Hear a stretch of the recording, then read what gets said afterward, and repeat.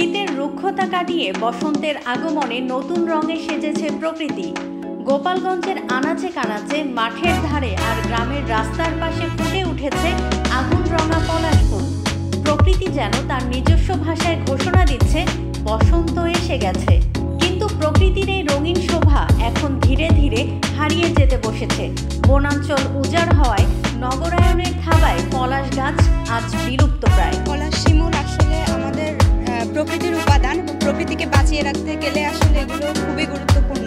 আমরা যেটা দেখি সাধারণত একটু প্রকৃতিপ্রেমী মানুষ যারা আছেন বা যারা একটু প্রকৃতিকে ভালোবাসেন, যারা এগুলো একটু অনুভব করতে ভালোবাসেন, তারা সাধারণত এটার দিকে একটু গুরুত্ব দেন বা গাছ সচরাচর যেখানে সেখানে গাছ লাগানো বা গাছগুলোকে বাঁচিয়ে রাখার জন্য একটা পদক্ষেপ নিতে তারা ভালোবাসেন। পলাশ ফুল গাছটা তো এমনিতে অনেক সুন্দর গাছগুলোর মধ্যে বা ফুলের মধ্যে।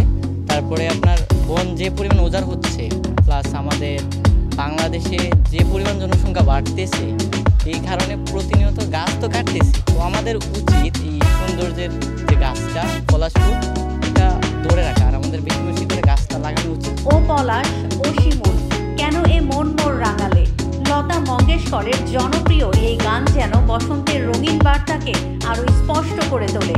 ঋতুরাজ বসন্তের শুরুর দিকেই পলাশ ফুল তার স্বর্গীয় সৌন্দর্যে মুগ্ধ করে প্রকৃতি প্রেমীদের।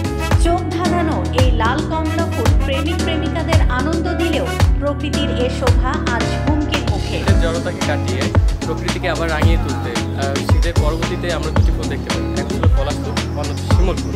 এখন এই বর্তমানে পলাশ ফুল খুবই রেয়ার। প্রকৃতি থেকে তীব্র গাছ কাটা, প্লাস দেখা যাচ্ছে আমাদের গাছ না লাগানো, আগের মতন অনেকে ফুলকে সেভাবে প্রাধান্য না দেওয়ার কারণে আমরা এই গাছগুলোকে আমাদের মাঝে হারিয়ে যেতে দিই। আমি যখন সকালে ভার্সিটি আসি, ফার্স্ট আমার চোখ পড়ে এই পলাশ ফুলের দিকে। আর আমি প্রতিদিন চেষ্টা করি কিছু পলাশ ফুল তুলে নিয়ে বাসায় রাখি। ফুলের মধ্যে একটা আলাদা ফ্যাসিনেশন আছে। আমার রুমে অনেক ফুল রাখা, তো পলাশ ফুলটা স্পেশালি আমার অনেক বেশি ভালো লাগে। আর এটা বসন্তকালে এটা বেশি ফুটে। একসময় গোপালগঞ্জের প্রায় প্রতিটি গ্রামেই দেখা যেত পলাশ গাছ। রাস্তার ধারে, পুকুর পাড়ে কিংবা হালুটের পাশে আনন্দের আগুন রঙা ছোঁয়া নিয়ে দাঁড়িয়ে থাকতো পলাশ ফুল গাছ। কিন্তু আধুনিকতা আর নগরায়নের ছোঁয়ায় বৃক্ষ নিধন ও যথাযথ পরিচর্যার অভাবে হারিয়ে যেতে বসেছে এই সৌন্দর্য।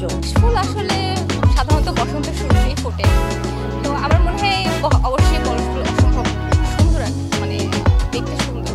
এটা সৌন্দর্য আমাদেরকে বহন করে। আরও একটা ব্যাপার হচ্ছে যে পলাশ ফুলের সাথে আমাদের কোথাও না কোথাও একটা মনে হয় যে একটা স্নিগ্ধতার সম্পর্ক থাকে, যে দেখলে একটু মন ভালো হয়ে যায়, এরকম টাইপের। এখন আসে কীভাবে এটা বোঝা যায়, কারণ শীতের রিক্ততা যখন কাটিয়ে ওঠা যায় তখন একটা গরম আভাস আসে, পলাশ ফুলের সুবাস আসে।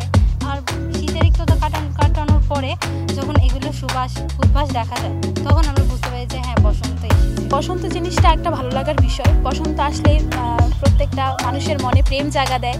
বসন্ত আলাদা করে বলতে হয় না যে বসন্ত চলে এসেছে, প্রকৃতিকে আমরা দেখলেই বুঝতে পারি যে বসন্ত চলে এসেছে। পলাশ ফুল তার মধ্যে একটি অন্যতম বিষয়। পলাশ ফুল মানুষের মনে একটা আলাদা অনুভূতি সৃষ্টি করে যে বসন্ত চলে এসেছে। পরিবেশবিদরা বলছেন, বৈশ্বিক জলবায়ু পরিবর্তন আর লাগামহীন নগরায়নের কারণে প্রতিটি ঋতুই হারাচ্ছে তার স্বাভাবিক রূপ ও সৌন্দর্য। একসময় বসন্ত মানেই ছিল চারপাশে পলাশ আর শিমুলের লাল কমলা মুগ্ধতা, কিন্তু সেই রূপ এখন শুধুই স্মৃতির পাতায়। পলাশ, শিমুল এগুলো বাংলাদেশের প্রায় প্রত্যেকটা অঞ্চলে বহুল মাত্রায় দেখা যেত। যেগুলো সৌন্দর্যবর্ধক গাছ, সেই গাছগুলো আস্তে আস্তে দিন দিন হারিয়ে যাচ্ছে। এইটার জন্য আমাদের আসলে সচেতনতার দরকার, যে একটা এলাকা কিংবা যে কোনোভাবে প্রকৃতিকে সাজাতে হইলে কয়েক ধরনের গাছ দরকার।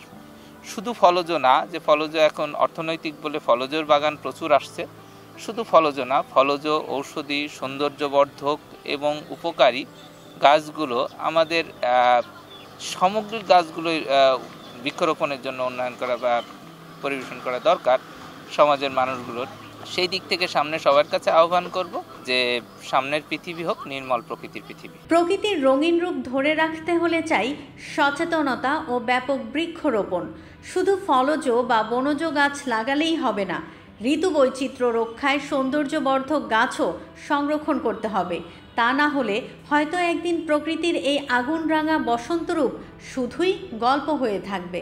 একদম প্রস্ফুটিত পলাশ, এই যে ফাল্গুন, যদিও এই ফাল্গুন অনেকের জন্য সুখকর কিন্তু অনেকের জন্য আসলে বেদনার, কারণ একজন সঙ্গিনীর হবে আমাদের মতো অনেক সিঙ্গেল মানুষ কি এই পলাশের নিচে এসে সৌন্দর্য উপভোগ করতে পারে না, একটা ছবি তুলতে পারে না।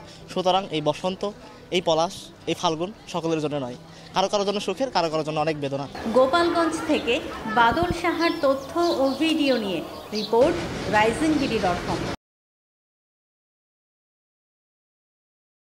কোটি মানুষের আস্থার ভালোবাসায় 11 বারের মতো দেশের 1 নম্বর রেফ্রিজারেটর ব্র্যান্ড ওয়ালটন।